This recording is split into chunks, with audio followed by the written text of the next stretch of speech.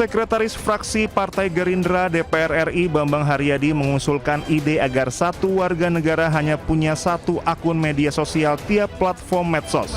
Anggota Komisi 1 DPR RI Oleh Soleh mengusulkan satu orang dibatasi memiliki satu akun media sosial. Kami mengusulkan agar satu warga negara hanya memiliki satu akun media sosial pada setiap platform. Usul ini disampaikan agar media sosial tidak dimanfaatkan oleh buzzer.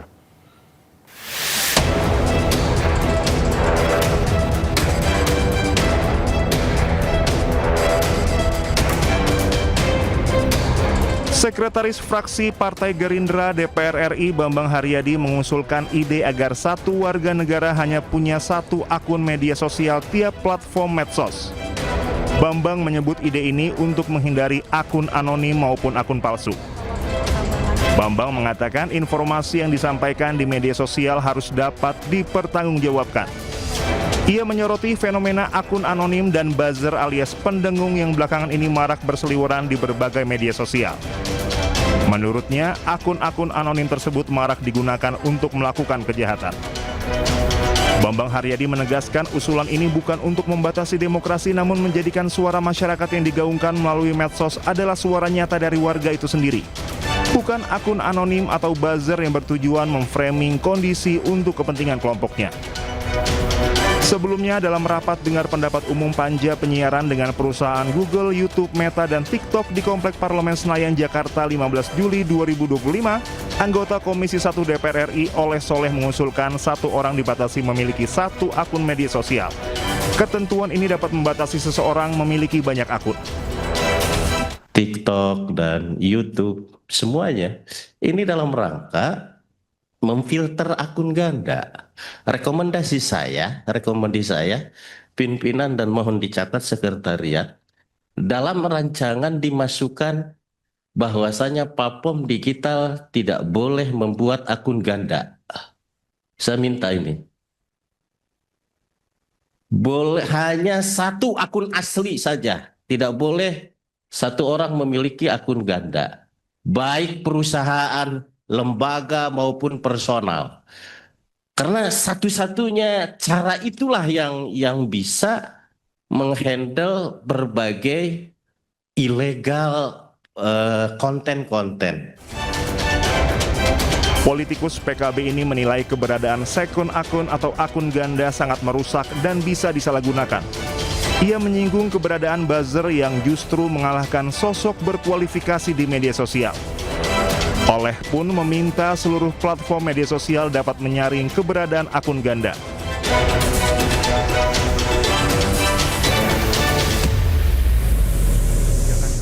Ya, pemirsa, usulan agar satu warga negara hanya memiliki satu akun media sosial pada setiap platform digulirkan oleh anggota DPR RI. Lalu bagaimana mekanismenya? Untuk membahas selengkapnya kami telah terhubung dengan anggota Komisi 1 DPR RI, fraksi PKB Oleh Soleh dan pemerhati komunikasi digital Universitas Indonesia, Firman Kurniawan. Assalamualaikum, selamat sore Bapak-Bapak. Selamat sore. Terima kasih sudah bergabung bersama kami Pak di iNews Sore. Ini rupanya pembatasan akan digulirkan pembatasan akun hanya satu orang setiap warga negara di setiap platform. Nah, apakah kita ke Pak Oleh terlebih dahulu ya? Pak Oleh, apakah sudah dilakukan kajian tentang mekanismenya akan seperti apa supaya pembatasan akun media sosial ini nantinya tidak bertabrakan dengan kebebasan berekspresi bagi setiap warga negara Indonesia, yang itu juga dijamin oleh undang-undang, Bapak? Pertama saya harus menyampaikan dulu ya bahwa tentang bermedia sosial ini kan diatur dalam Undang-Undang ITE. Undang-Undang ITE itu sudah melakukan transformasi 3 kali perubahan. Undang-Undang nomor 11 tahun 2008, Undang-Undang nomor 19 tahun 2016, dan terakhir Undang-Undang nomor 1 tahun 2024. Nah, transformasi perubahan undang-undang ini kan mengikuti kemajuan teknologi itu sendiri. Tetapi paling substantif adalah dalam undang-undang itu memberikan keleluasaan kepada Komdigi untuk melakukan filterisasi dan bahkan men-take down terhadap akun-akun yang tidak jelas alamatnya, atau dengan kata lain akun fake. Nah, kalau tadi menanyakan apakah sudah dilakukan sebuah kajian ataupun observasi terhadap bagaimana dilakukan pembatasan terhadap kepemilikan akun oleh seseorang.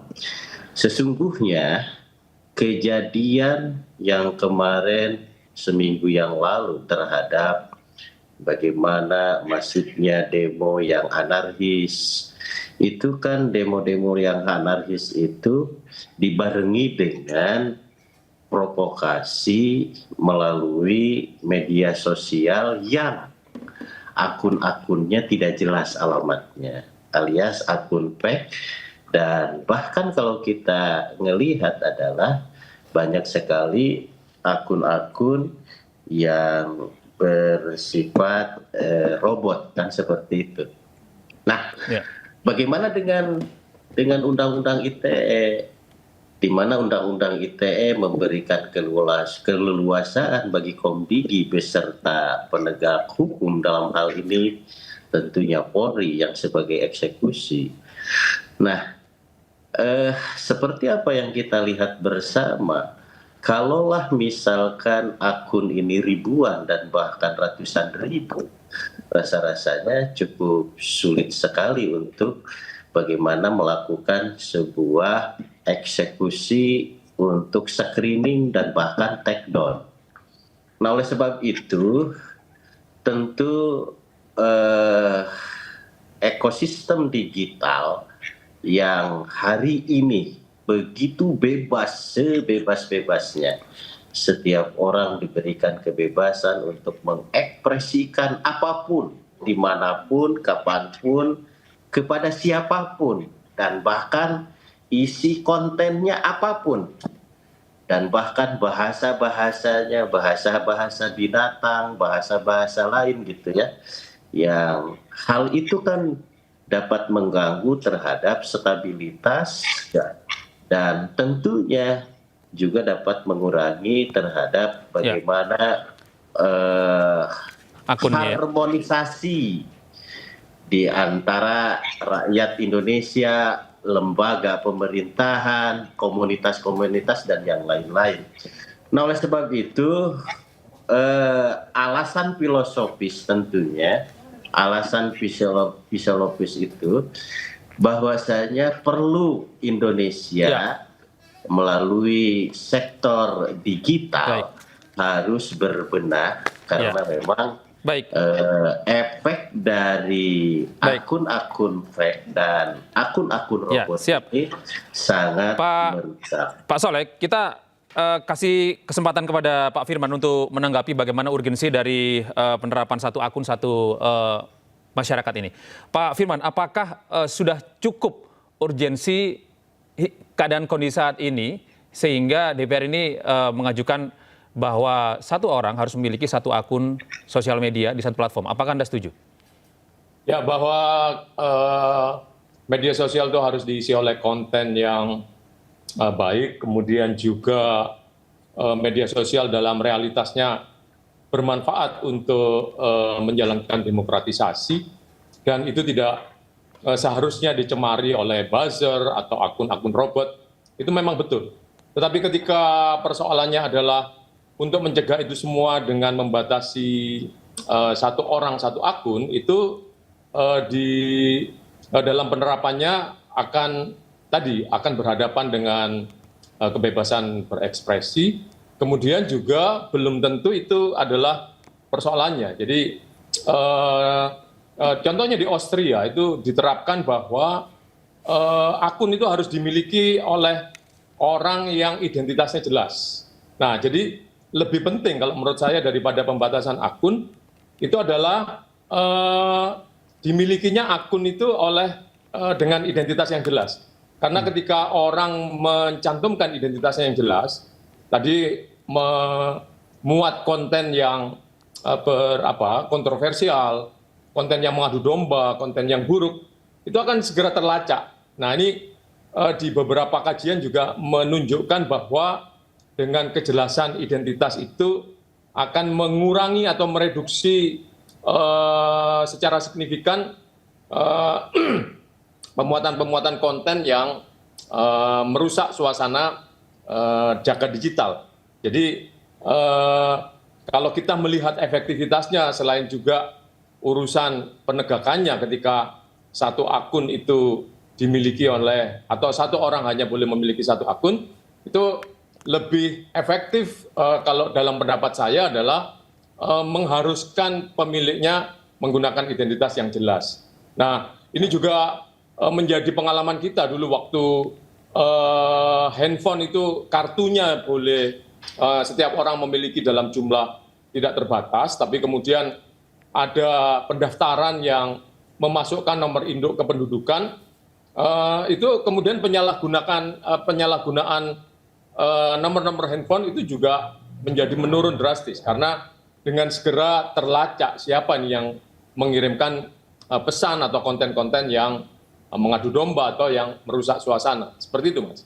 Iya, tanggapan Anda, Pak Oleh, terkait dengan keterangan Pak Firman. Pada prinsipnya saya menggulirkan second account ini memaknai bahwa bukan berarti sesungguhnya saya sudah menjelaskan ya pada media karena memang isu ini saya gulirkan di bulan Juli kalau nggak salah. Nah, yang saya maksud sendiri adalah akun-akun yang dihasilkan oleh mesin, akun-akun robot, akun-akun fake, kan seperti itu. Nah, bagaimana kalau misalkan sebuah UMKM dia memiliki 2 akun, 3 akun, atau seseorang atau lembaga memiliki 2 atau 3 akun. Saya sudah jelaskan dari awal bahwa itu boleh. Tetapi siapa yang bertanggung jawab terhadap akun itu? Salah satu contoh misalkan di Cina. Cina ini yang menciptakan TikTok misalkan. Nah, di Cina sendiri itu pemerintahannya membatasi kepada setiap orang satu akun satu orang satu akun. Bagaimana dengan anak? Nah, di Cina anak dengan batasan katakanlah di 12 tahun, 15 tahun belum boleh membuat akun media sosial. Boleh, dibolehkan, tapi dengan syarat. Syaratnya apa? Ada surat pernyataan dari orang tua atau dari wali atau siapa yang bertanggung jawab atas akun anak itu. Nah, sehingga kontrolnya jelas. Nah, mari kita lihat bagaimana negara-negara yang membatasi terhadap akun-akun medsos. Cina hari ini maju. Eropa sekarang sudah mulai sadar, mereka maju. Nah, rusaknya di kita hari ini itu adalah ketika tadi bahwasanya kebebasan yang tanpa kontrol. Lebih-lebih sekarang kalau misalkan, ya saya minta maaf, ya kalau misalkan hukumnya tumpul ke atas tajam ke bawah, kan ini juga menjadi persoalan kan. Kan menjadi seperti itu. Nah, oleh sebab itu ya saya sudah menangkap jangan membuat ruang poinnya, Pak, untuk melakukan kerusakan di dalam dunia digital. Langsung batasi saja. Batasi kepada usernya, batasi kepada platformnya. Platformnya jangan menyediakan konten untuk akun-akun double atau multiple. Kami sudah menangkap intinya. Kita ke Pak Firman. Pak Firman, bagaimana tanggapan Anda bahwa memang ini harus ada batasan supaya tidak kebablasan begitu, Pak? Betul, apakah memungkinkan? Kebebasan itu perlu dibatasi karena kebebasan orang lain itu yang membatasi kebebasan kita, itu betul.